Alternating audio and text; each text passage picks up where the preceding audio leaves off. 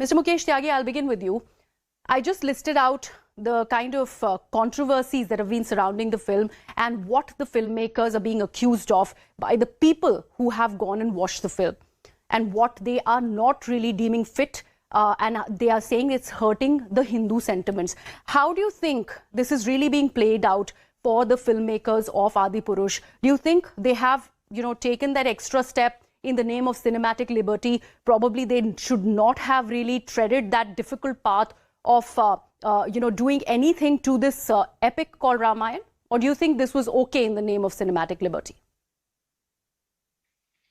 No, I certainly feel that in matter of religion, in matter of faith and belief, the cinematographers and the filmmakers need to be extra sensitive, including CBFC, because we have seen in the past how agitation has happened, basically whether it's included Padmavat, how it changed the name.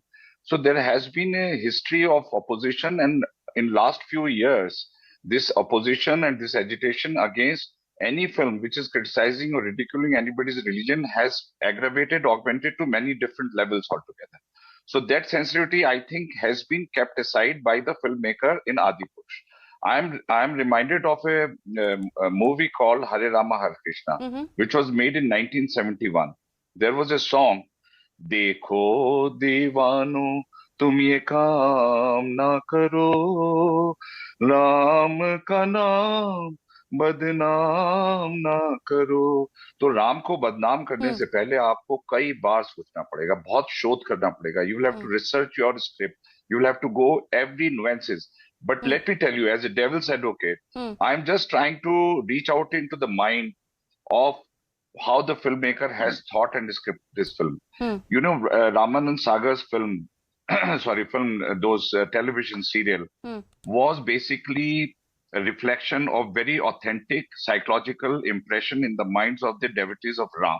And that's why that serial became so popular. Even when it was released during Corona time, that serial became extraordinarily 70-80 million views in one day. So that was the replication. Now the filmmaker is thinking right now that today the modern generation has come in. There is a millennium kid now who thinks in a different lingo. Their style of addressing the same things entirely different.